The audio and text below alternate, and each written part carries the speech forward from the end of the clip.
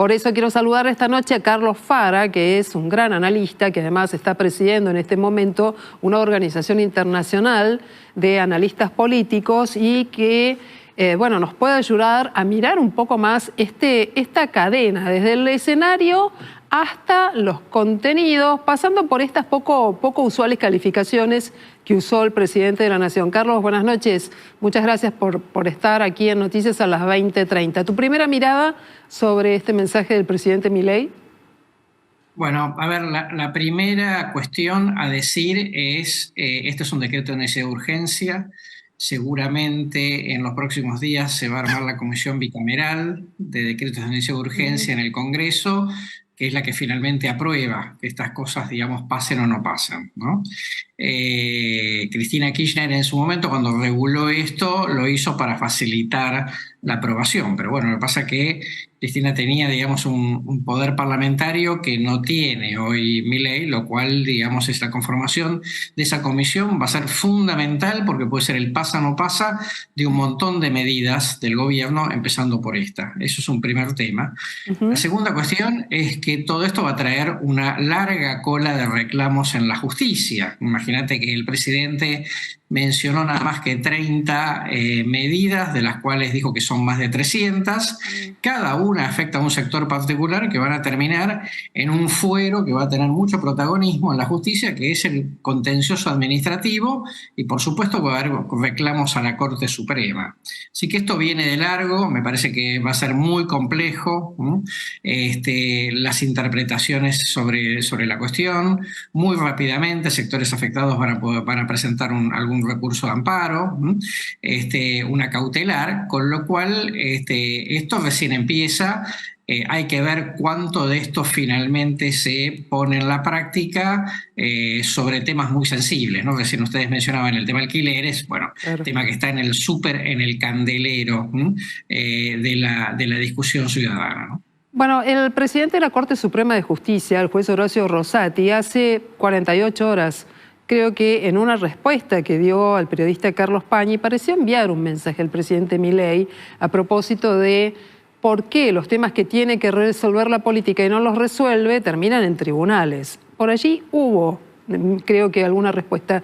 Y por el otro lado, un hombre que conoce cómo se maneja una Corte Suprema, que es el doctor Rodolfo Barra, que ha sido integrante de la Corte, que es un abogado que sabe manejarse como pez en el agua en el fuero contencioso administrativo, está como el principal abogado del gobierno. ¿Cómo ves esta posición de estos dos referentes judiciales frente a un decreto de estas características?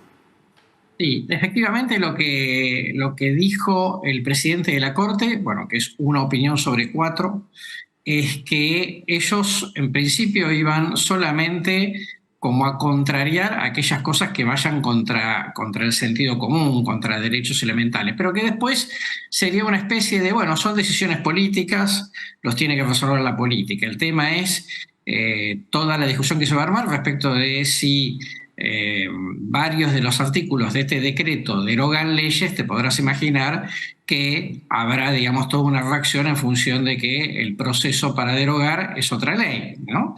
Además de las autonomías provinciales y las autonomías municipales que también seguramente van a tallar en esta cuestión. Eso por un lugar. Luego vamos a ver, digamos, efectivamente Barra es una persona de mucha experiencia, por eso lo puso.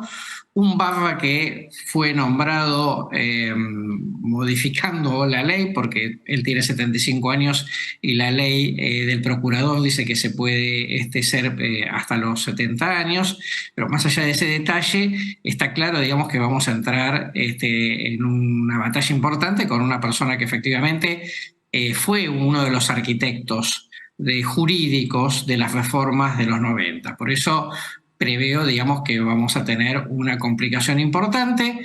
Recordemos que la Corte Suprema tiene 4 integrantes hoy, le está faltando 1 para completar los 5. Si solamente hubiera 2 que estuvieran a favor de una situación, no hay mayoría. Entonces, digo, muchos de estos trámites, que seguramente serán el famoso per saltum, también se van a complicar a lo largo del camino, ¿no?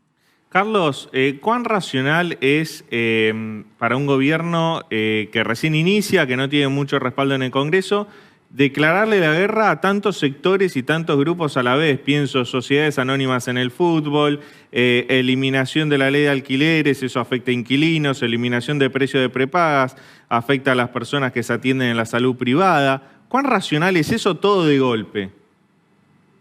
Mira, es una muy buena pregunta, porque si algo había mostrado el gobierno de Milei en estos pocos días era una cierta moderación, ¿no? Digamos, bastante pragmatismo, bastante astucia en no plantear cuestiones que no pudieran lograr mayorías o generaran, digamos, alguna contradicción importante, precisamente porque es el gobierno con menor poder político desde el 83, ¿no?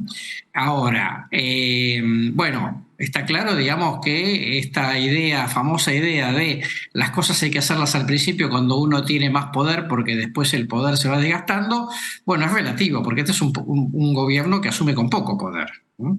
Entonces, desde ese lado, me parece que es muy distinto el paquete de leyes que pudiesen llegar a tener algunas carnadas para que algunos gobernadores le ayuden a tener una mayoría en el Congreso, y otro es esto, que es un decreto con todos los vericuetos que ya comentamos, pero que además efectivamente expande el nivel de conflictividad hasta el infinito por la cantidad de temas que toca.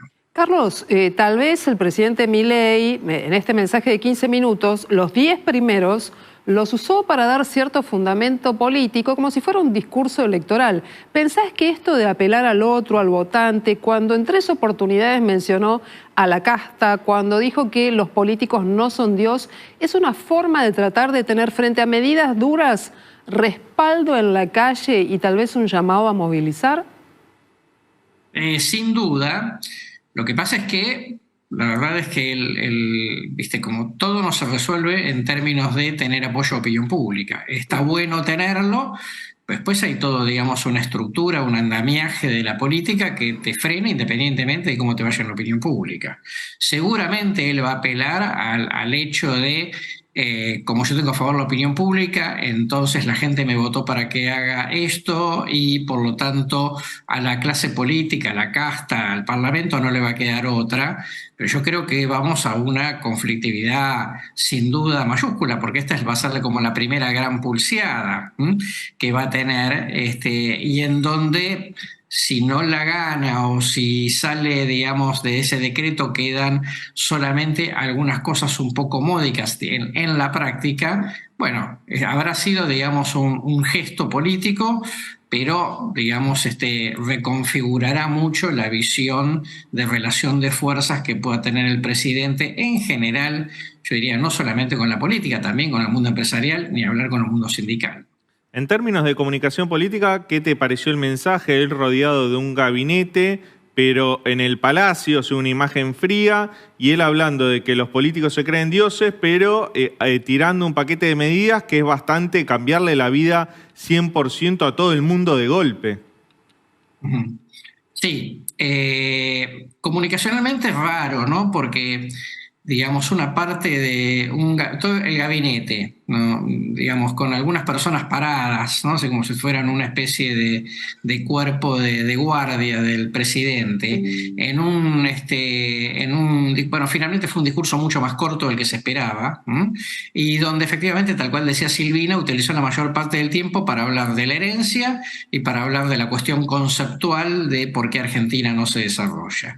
Viste que las cadenas nacionales o se las manejas bien o pueden pasar muy de largo. De todas maneras, vale decir que lo más importante es el título, y yo creo que lo que acabamos de escuchar, cuando analicemos, digamos, todos los elementos que están internamente, va a ser más la noticia del día que la movilización de hoy a la tarde.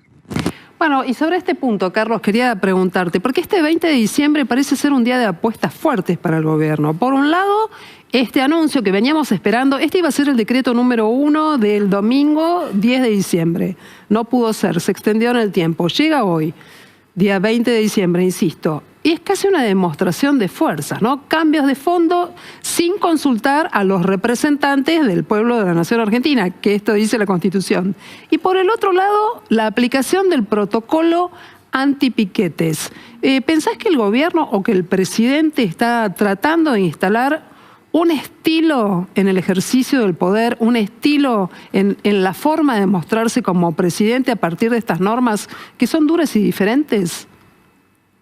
Sin duda, yo creo que el gobierno en general está muy preocupado por mostrar actividad, ¿no? Como que está, digamos, a la altura de lo que supuestamente cree que la gente, por lo cual la gente lo votó, de manera que no podía dejar pasar mucho tiempo hasta expresar que tenía todo un andamiaje de medidas para poder empezar a expresar los cambios que él, por lo menos, digamos, vino anunciando en campaña. No, pues no se podía quedar quieto, no podía ser un gobierno lento. Necesitaba sí o sí mostrar energía de cambio, independientemente de las conflictividades que todo esto le va a representar.